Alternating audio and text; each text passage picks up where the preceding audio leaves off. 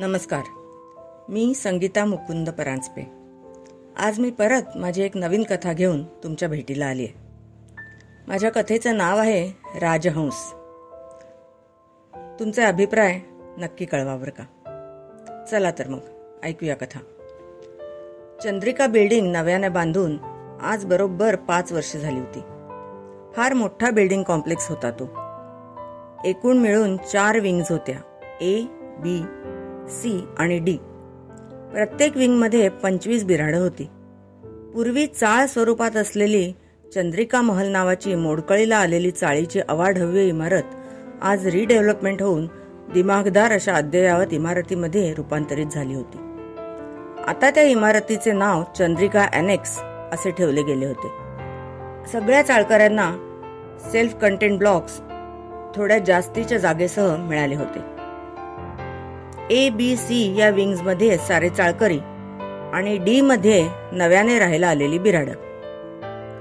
Building मध्ये तळमजल्याला 200 माणसं मावतील एवढं एक सभागृहही बांधलं होतं आणि तिथेच आज बिल्डिंगचा 5वा वर्धापन दिन साजरा होणार होता.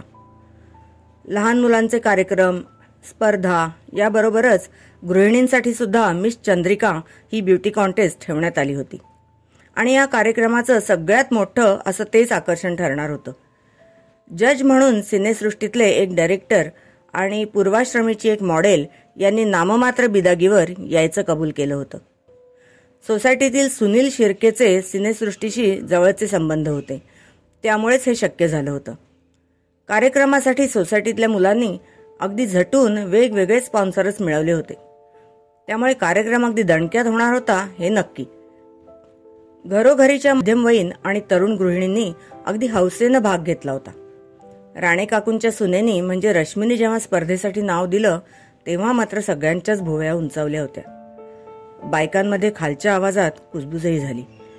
त्याला कारणही तसंच होतं. रश्मीला अंगावर कोड उठलं होतं आणि चेहऱ्यावर, हातावर, मानेवर अगदी दर्शनी भागांवर चट्टे होते. तिचा नवरा राजन हा एक चांगल्या स्वभावाचा गृहस्थ होता.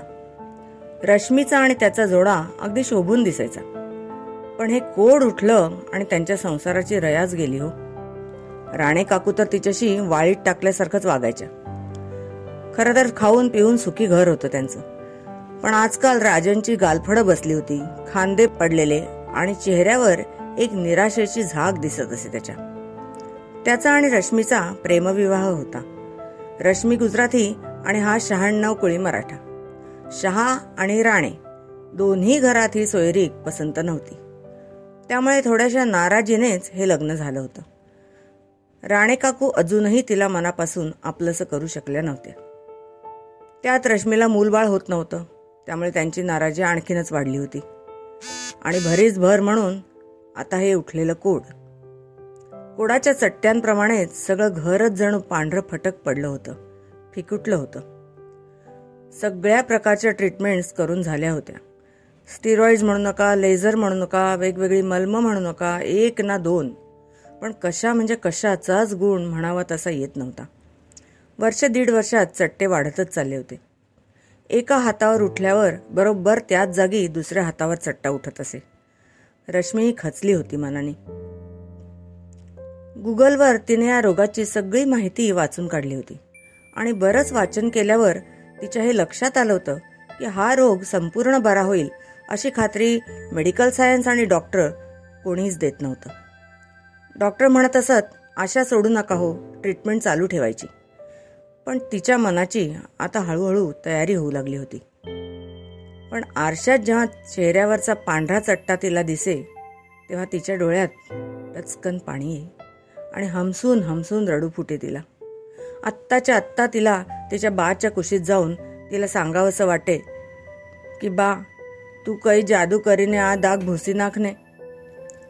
लहान असताना शाळेच्या वहीत लिहिताना काही चुकलं की ती लगेच तिच्या सुगंधी रंगीत खोडरबरानं उत्साहाने ते लिखाण खोडून टाकत असे. तिच्या घरच्यांना सगळ्यांना हसूच येई. लिखाणापेक्षा खोडण्यातच तिला जास्त इंटरेस्ट, गंमतच वाटे सगळ्यांना. कारण पेन्सिलीपेक्षा तिला तो सुगंधी रंगीत खोडरबरच जास्त आवडत असे. आणि बालसुलभच होती हो ही भावना. रंगीत सुगंधी असा तो रबर तिला अगदी मनापासून आवडे. आणि वर ते चुकलेलं असलेलं खोडल्यामुळे टीचरचा ओरडाही खावा लागत नसे. पण प्रत्यक्ष जीवनात मात्र असं नसतं ना. आयुष्याच्या शाळेत प्राक्तनाच्या वहीत काहीच खोडता येत नाही हो. त्यात जे लिहिलेलं असेल ते बरोबर घेऊनच जगावं लागतं. हे भोग भोगताना तिच्यात आणि राजनच्यात पण दुरावा आला होता या डागांमुळे. जवळजवळ वर्षभरात ती आणि राजन जवळ येऊ शकले नव्हते.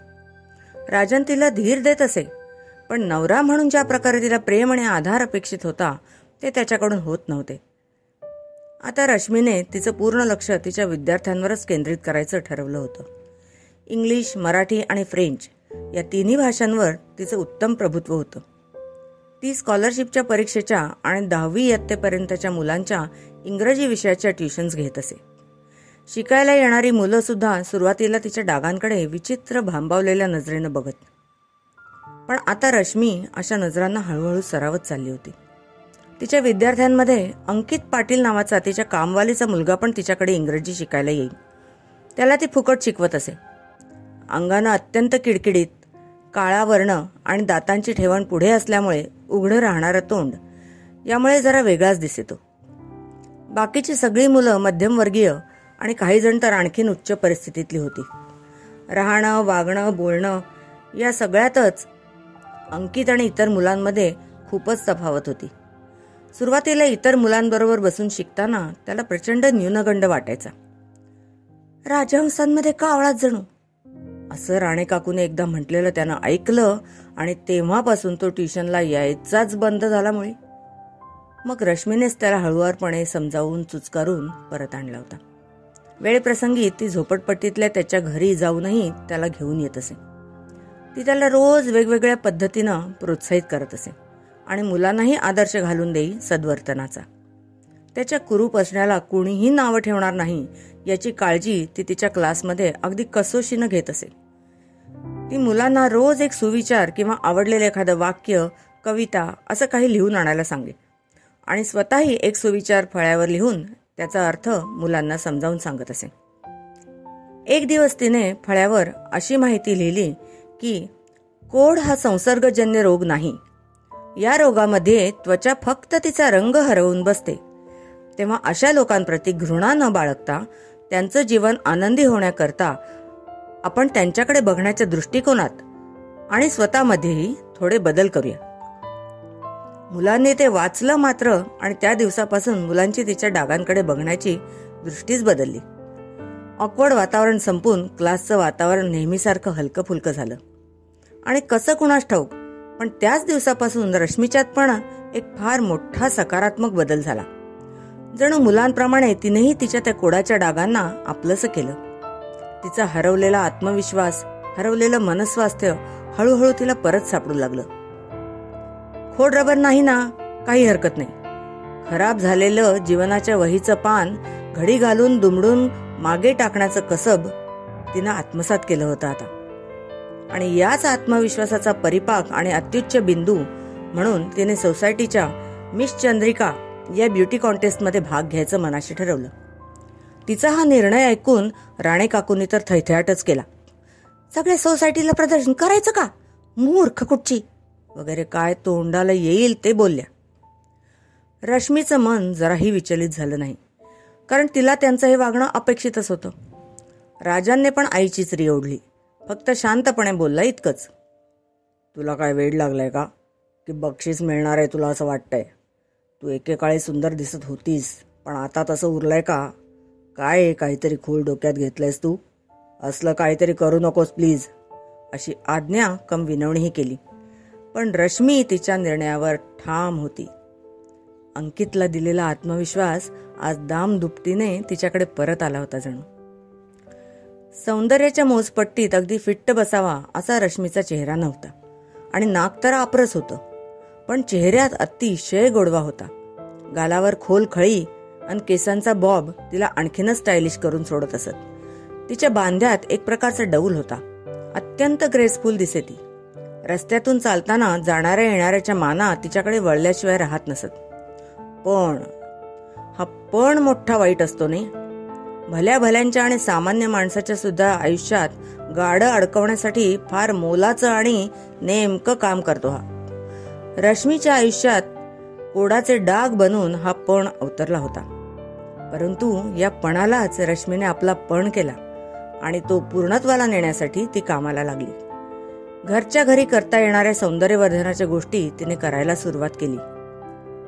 पार्लरमध्ये जाऊन केस नीट ट्रिम करून आली. कॉन्टेस्टमध्ये ती गुजराती पद्धतीची साडी नेसूनच रॅम्प वॉक करणार होती. तिच्या लग्नातली पानेतर साडी त्यासाठी निवडली होती तिने. आणि ज्वेलरी म्हणून सुद्धा लग्नात तिच्या बानं घातलेले पारंपरिक दागिनेच निवडले होते तिने. डिझायनर ब्लाऊजही शिवून घेतला. जोडीला मॅचिंग सँडल्स, मॅचिंग बांगड्या, हे न ते. शिवाय सगळं करून रॅम्पवर कसं चालायचं न धडपडता याची प्रॅक्टिसही करावी लागत होतीच, अगदी कॅट वॉक सकट. सोसायटीतल्या सगळ्या जणी ज्यांनी यात भाग घेतला होता त्या संध्याकाळी गच्चीत जमत आणि एकत्र प्रॅक्टिस करत. तेव्हाही हलक्या आवाजात रश्मीबाबत बोलणं होतच असे, पण तरीही सगळ्याजणी तिला आपल्यात सामावून घेत होत्या. खूप दिवसांनी रश्मीला अतिशय उत्साही वाटत होतं. अखेरीस आज तो वर्धापन दिनाचा दिवस उजाडला एकदाचा. सभागृह अगदी खचाखच भरलं होतं. सगळ्यात पहिल्यांदाच ब्युटी कॉन्टेस्ट ठेवली होती. म्हणजे सगळ्या गृहिणी मग आपापल्या चिमुकल्यांच्या फॅन्सी ड्रेस स्पर्धेसाठी मोकळ्या होणार होत्या. पण कॉन्टेस्टचा निकाल मात्र सगळ्यात शेवटी ठेवला होता. माईकवर अनाउन्समेंट झाली आणि पडदा वर गेला आणि ब्युटी कॉन्टेस्टसाठी मंद आवाजात पण तालबद्ध असं संगीत वाजू लागलं. नाव पुकारलं गेल्यावर एक एक जणी लचकत मुरडत स्टेजवर येऊन रॅम्प वॉक करत होत्या. टाळ्या आणि शिट्ट्यांचा गजर होत होता नुसता. आपापल्या बायकांचे फोटो काढण्यासाठी तमाम नवरे मंडळींची धावपळ उडाली होती अगदी. पण राजन मात्र आला नव्हता. त्याला आपल्या बायकोचे होणारं हसं आणि पर्यायाने उडवली जाणारी खिल्ली झेलायची अजिबात इच्छा नव्हती. रश्मीचं हसं होणार हे तो गृहीतच धरून चालला होता. परीक्षक एकेकीला प्रश्न विचारून प्रत्येकीच्या बुद्धीची झेप पण आजमावणार होते. डी विंग मधल्या रितू वाच्छानी आणि फॅशन डिझायनर असलेली फुलवा नगरकर यांच्यातच खरी चुरस होती. या दोघीही डी विंग मध्ये राहणाऱ्या हाय फाय समाजाच्या प्रतिनिधी आणि नवीन आलेल्या मेंबर्स होत्या. सुंदर मॉडर्न दिसणं, कमनीय बांधा या सगळ्यातच अव्वल होत्या दोघीजणी. त्यामुळे A-B-C या विंग मध्ये राहणारे मूळ चाळकरी रहिवासी आणि डी विंग मध्ये राहायला आलेले नवीन मेंबर्स अशी नकळतच विभागणी झाली होती. स्त्रीच्या आयुष्यात सगळ्यात महत्वाचं काय? What is the most important thing in women's life? या विचारल्या गेलेल्या प्रश्नाला रितूने सांगितलं की स्त्रीसाठी सगळ्यात महत्वाचं म्हणजे तिचं घर, होम स्वीट होम, आणि घरातली माणसं, हर फॅमिली. तिच्या या उत्तरावर खुश होऊन तिला भरपूर टाळ्या मिळाल्या. त्यानंतर फुलवा नगरकर म्हणाली की स्त्रीसाठी तिचं करिअर अत्यंत महत्वाचं असलं पाहिजे, कारण त्यायोगे ती तिच्या घरासाठी अर्थार्जन करून तिच्या कुटुंबियांचं आणि तिचं स्वतःचं आयुष्य सुखी बनवू शकते. या उत्तरालाही डीच्या लॉबीतून चांगलाच प्रतिसाद मिळाला. नंतर बी विंग मधली सुमेधा सावंत म्हणाली की मला वाटतं की स्त्रीसाठी तिची फॅमिली सगळ्यात महत्वाची असली पाहिजे आणि त्यानंतरच तिचं करिअर. समस्त चाळकऱ्यांनी सुमेधाच्या नावाचा गजर करून आणि टाळ्या वाजवून आपला प्रतिसाद नोंदवला. आणि आता आली रश्मी. गुजराती साडीत ती टिपिकल गुजूबेन दिसत होती. लाल आणि पांढऱ्या रंगाचं कॉम्बिनेशन असलेली पानेतर साडी तिच्या गहूवर्णावर अगदी खुलून दिसत होती. मेकअप करून चेहऱ्यावरचे कोडाचे डाग लपवणं सहज शक्य असताना सुद्धा तिनं ते मुद्दामच केलं नव्हतं. त्या डागांसकटच तिला सगळ्यांसमोर वावरायचं होतं. त्या डागांनीच तर तिला आत्मविश्वास दिला होता ना. आपल्या वाट्याला आलेल्या कुरूप आणि दुर्दैवी गोष्टीवर केलेली मात तिला सगळ्यांना दाखवून द्यायची होती.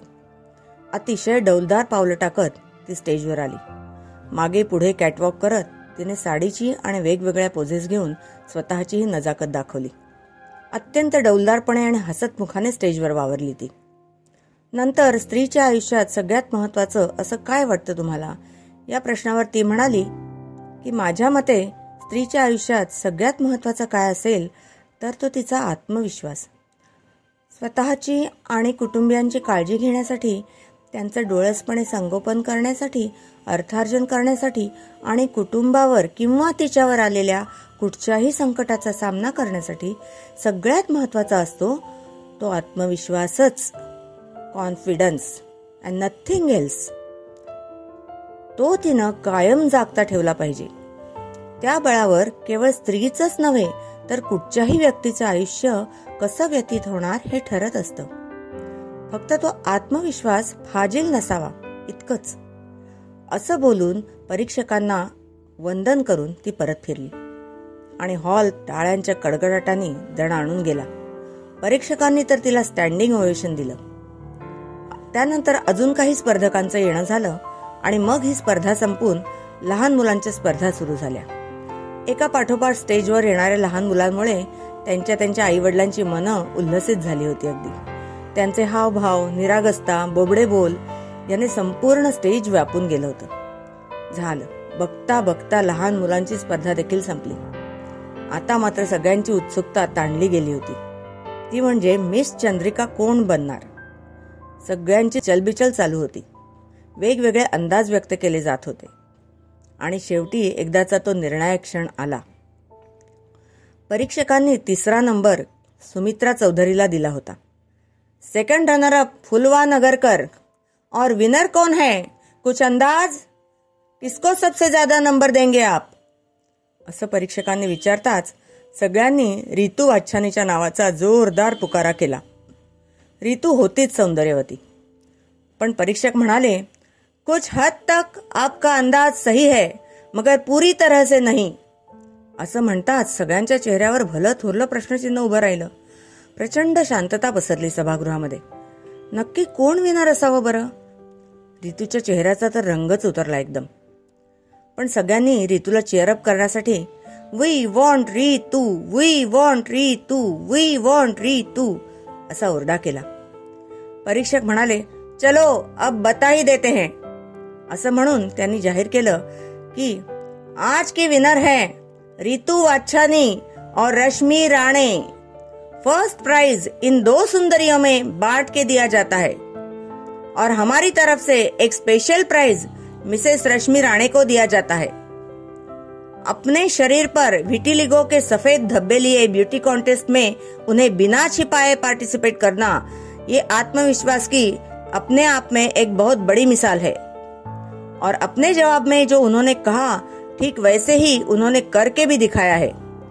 सुंदर तो वो हैं ही, पर उनका मन उससे भी ज्यादा सुंदर और निडर है. ऐसी बुद्धिमान और कॉन्फिडेंट महिला ही अपनी जिम्मेदारियां कुशलता से निभाते हुए अपना जीवन भी सफलता से जी सकती हैं. सभी पार्टिसिपेंट स्टेज पर आएं और अपने प्राइज का स्वीकार करें end give them a big hand. असं म्हटल्यावर हॉलमध्ये एकच जल्लोष उडाला. फोटोग्राफरची एकच लगबग उडाली. त्यात एक छोटा फोटोग्राफर पण होता बरं का, जो त्याच्या बाबांच्या मोबाईलवर फक्त रश्मीचे फोटो काढत होता. ओळखा पाहू कोण असेल तो? अगदी बरोबर, तो होता रश्मीचा स्टुडंट अंकित पाटील. सगळ्या चाळकऱ्यांनी रश्मीभोवती फेर धरला होता. आनंद आणि उत्साहाला उधाण आलं होतं नुसतं. आत्तापर्यंत कोणीतरी राजनलाही खबर दिली होती. खबर ऐकून राणे काकूंचा जो आ वाचला तो मिटेनाच. आणि ती खबर ऐकल्यावर राजन जो धावत सुटला तो एकदम स्टेजवर जाऊनच थबकला. अनिमिष नेत्रांनी तो रश्मीकडे पाहत होता. कॉलेजच्या दिवसातलं तेजस्वी रूप आज परत त्याला जसाच्या तसं रश्मीमध्ये दिसत होतं.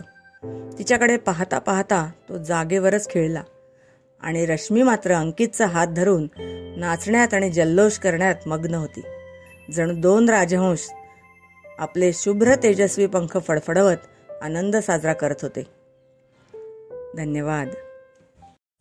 अशाच नवनवीन कथा ऐकण्यासाठी माझ्या YouTube चॅनलला सबस्क्राईब करा. तसेच नवनवीन कथा आणि कविता वाचण्यासाठी मी लेखिका.com या माझ्या साईटवर या कथा आपल्याला वाचण्यास उपलब्ध होतील. त्याची लिंक मी खाली दिलेलीच आहे. धन्यवाद.